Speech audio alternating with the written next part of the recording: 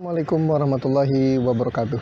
Ketemu lagi dengan saya Wahyudi di channel Wahyudi Mengajar. Pada kesempatan kali ini kita akan membahas tentang pembiayaan jual beli. Sebelum Anda menonton video ini, mohon untuk subscribe channel ini terlebih dahulu ya, agar channel ini bisa bertambah besar. Terima kasih.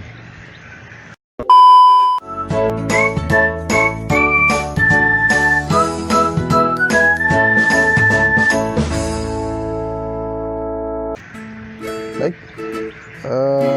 pembiayaan jual beli kita awali dari ada 3 jenis ya, ada murabahah, istisna, dan salam. Sebelum kita banyak membahas tentang ketiga jenis produk ataupun dari ketiga jenis akad jual beli, kita bahas terlebih dahulu dari pengertiannya.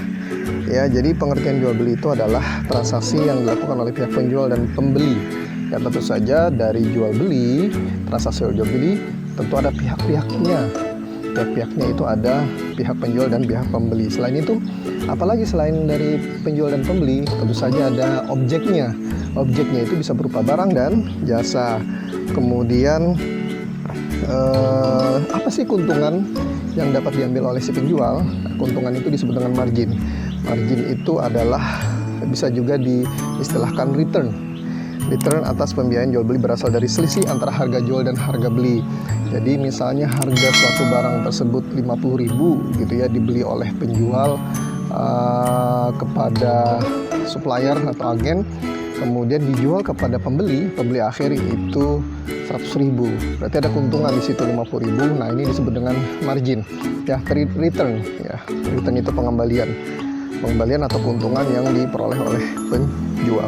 Kemudian landasan syariah ada Al-Quran surat Al-Baqarah 275, kutipannya itu wahalallahul bai' wa haramar riba. Jadi Allah mengharamkan jual beli dan mengharamkan riba. Ya, jadi tentang riba pernah kita bahas ya di bab 2, mulai dari pengertian, jenis-jenisnya, kemudian riba menurut dari agama Islam, Nasrani pun juga ada, kemudian dari pihak pandangan Yunani kuno ya, Yunani kuno. Kemudian ada menurut as-sunnah. As-sunnah ini mungkin hanya satu saja gitu ya yang terdapat pada apa yang kita bahas ya, dari Suhaib Ar-Rumi bahwa Rasulullah bersabda 3 perkara yang di dalamnya terdapat keberkatan. Jual beli secara tangguh. Jual beli secara tangguh itu jadi hutang piutang. Jadi dalam Islam hutang piutang itu ya boleh, asalkan yaitu tadi asalkan itu tidak melanggar ya, tidak melanggar atau tidak ada unsur ribanya. Jadi benar-benar bahwa hutang piutang itu hanya menggunakan prinsip tolong menolong ya. Kemudian muqaradah atau mudharabah bagi hasil, dan mencampur-adukan gandum dengan tepung untuk keperluan rumah, bukan untuk dijual. Jadi misalnya saya contohkan, misalnya beras itu kan ada jenis yang murah, misalnya beras kampung gitu ya, dan ada juga jenis beras yang mahal. Jenis beras yang mahal itu misalnya harganya 20.000 dengan yang murah 10.000, kemudian dicampur. Kalau hanya untuk pribadi sih tidak masalah gitu ya, dikonsumsi untuk pribadi. Tapi kalau untuk dijual dan ngakunya bahwa itu adalah beras mahal harga 20.000, padahal hasil pencampuran antara beras mahal tadi dengan beras murah yang harga 10.000. Nah, jadi si penjualnya tadi tidak jujur. Itu tidak boleh ya. Tidak boleh. Oh, ya, tadi saya lupa, di Al-Quran juga ada An-Nisa 29. Itu yang bunyinya ya ayyuhalladzina amanu la ta'kulu amwalakum bainakum bil batil. Ya, hai orang-orang beriman, janganlah kamu memakan harta sesamamu dengan jalan yang batil. Jadi dengan jalan batil itu macam-macam. Dengan jalan atau cara riba, zolim gitu ya. Suka membohongi ya. Suka membohongi konsumen, itu tidak boleh ya. Suka mengurangi takaran atau timbangan ya. Illa antakuna tijaratan, kecuali dengan jalan perniagaan. Antara dimingkum ya, di antara sesama kamu dengan cara suka sama suka, jadi ridho, rela gitu ya. Kemudian ada rukun dan syarat jual beli. Rukun jual beli itu ada penjual, ada pembeli ya. Penjual jelas yang menjual barang, pembeli yang membeli barang. Objeknya itu tadi bisa barang ataupun jasa. Kemudian harga itu harus ada ya, yang melekat ada dalam transaksi jual beli. Jadi bagaimana mungkin barang dijual tanpa ada melekat harga pada barang tersebut atau jasa tersebut. Kemudian ada ijab kabul. Ijab kabul itu semacam sahnya gitu ya, atas terjadinya transaksi jual beli. Oke, kemudian ada syarat jual beli. Syarat jual beli itu pihak yang berakat. Pihak yang berakat itu harus seperti apa? Jadi harus ikhlas dan memiliki kemampuan untuk melakukan transaksi jual beli, misalnya sudah cakap hukum, ya. Kemudian ada objek jual beli. Objeknya, barang atau jasa tadi itu seperti apa? Barangnya ada dan ada kesanggupan penjual untuk mengadakan barang yang dijual. Jadi maksudnya ada kesanggupan ini, si penjual ini, misalnya si pembeli ini minta misalnya barangnya dengan spesifikasi tertentu gitu ya, warna tertentu, tapi tidak bisa menyediakannya untuk saat ini, misalnya untuk yang akan datang ya. Dari segi akad sebenarnya bukan akad murabahah yang dipakai seperti itu, bisa akad istisna ataupun bisa akad salam. Nah, jadi dalam hal ini si penjual itu harus sanggup gitu ya untuk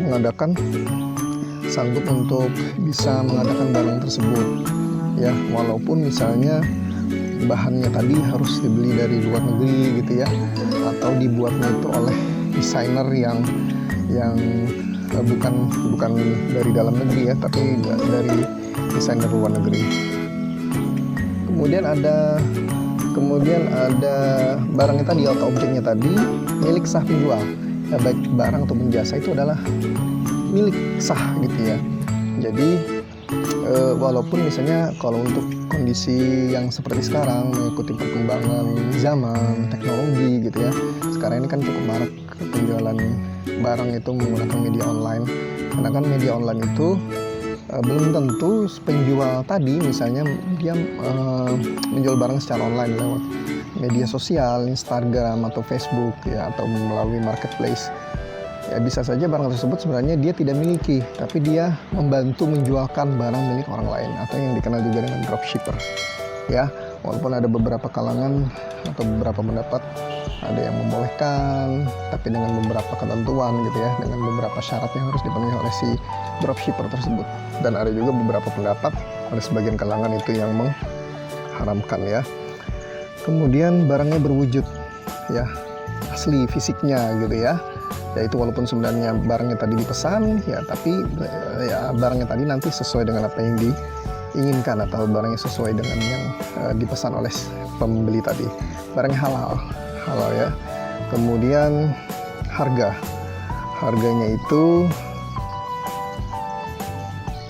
ya tentu saja harga yang dijual oleh si penjual ya, harga yang sudah ada margin ya, ada keuntungan yang diambil oleh si penjual. Kemudian kita mulai dari yang pertama ya, dari 3 jenis tadi, murabahah, istisna, dan salam. Kita mulai dengan yang pertama, murabahah. Jadi apa itu murabahah? Murabahah adalah akad jual beli atas barang tertentu di mana penjual menyebutkan harga pembelian barang kepada pembeli, kemudian menjual kepada pihak pembeli dengan mensyaratkan keuntungan yang diharapkan sesuai jumlah tertentu. Jadi mungkin saya bisa simpulkan bahwa penjual menjual barang gitu ya, menjual barang, dan tentu saja dari barang yang jual ya tentu dia ingin mendapatkan keuntungan dari barang yang dia jual. Harga 50.000 dia jual 70.000 misalnya, ataupun 100.000 gitu ya. Kemudian kepada pihak pembeli dengan mensyaratkan keuntungan. Nah, ada keuntungan tadi ya.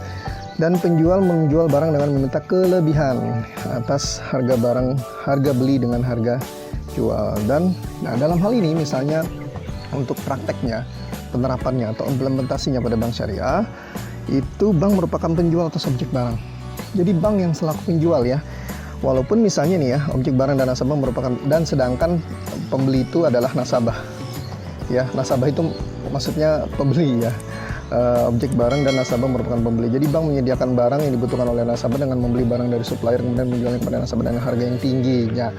Jadi misalnya bank syariah ini kan tentu saja memang tidak selalu ready barang apa yang misalnya diinginkan nasabah. Misalnya produk bank syariah itu ada produk pembiayaan untuk kendaraan, misalnya pembelian motor. Ada nasabah yang ingin membeli motor tapi tidak bisa membelinya dengan dengan cash gitu ya. Jadi bisanya dia mengangsur, kemudian dia memilih bank syariah. Kemudian oleh bank syariah, ini syaratnya barang ini harus dimiliki dulu oleh bank syariah.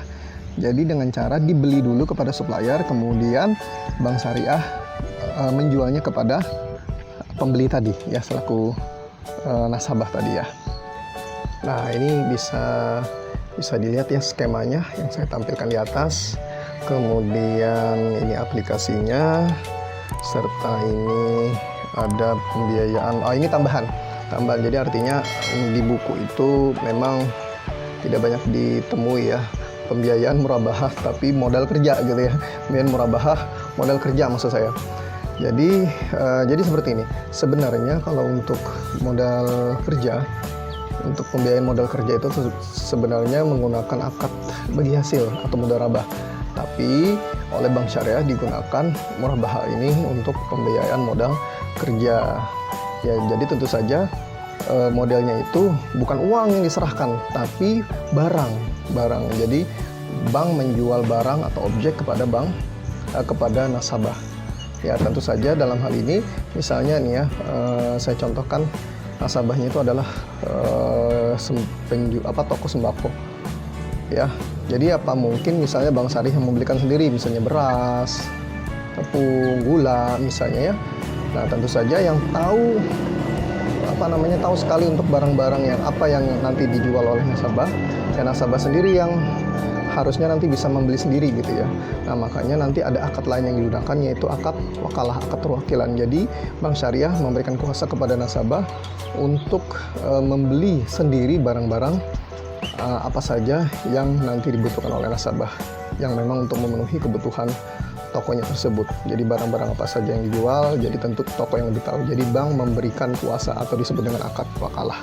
Nah, ini ada ilustrasi contoh hitungannya ya. Jadi misalnya ada nasabah, ini dalam hal ini misalnya contohnya Amara mau beli rumah harga 500.000, tapi dananya terbatas, jangka waktunya 5 tahun dan uang mukanya 20%. Jadi harga beli 500 juta dan ada DP. Jadi ada kewajiban bagi nasabah untuk membayar DP. Ada uang muka yang harus dia bayar itu sebesar 20% dari 500, yaitu 100 juta. Jadi harganya menjadi 400 juta. Jadi 500 dikurangi 100 karena DP sudah dibayarkan gitu ya. Jadi siapa membayarkan kepada siapa? Jadi nasabah membayarkan pada bank syariah, bukan kepada si pemilik rumah. Jadi dalam hal ini si bank syariah tadi harus membeli terlebih dahulu objeknya tadi, ya. Tidak boleh nanti dalam proses tapi sudah terjadi akad.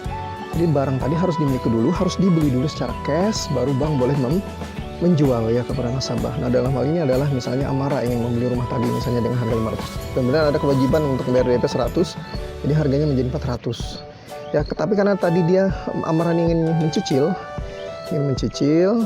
maka harganya tadi menjadi 400. Nah, ada keuntungan, misalnya bank syariah menetapkan untungnya tadi 100 juta. Nah, balik lagi harganya menjadi 500 karena 100 juta ini adalah keuntungan bagi bank syariah ya dari akad murabahah ini. Jadi 500 juta misalnya dibagi 60 karena 5 tahun, jadi per bulannya 8.333. Berapakah marginnya? Margin yang didapatkan oleh bank, marginnya itu tinggal kita bagi saja, 100 juta dibagi 60 bulan itu hasilnya 1.666.667 rupiah.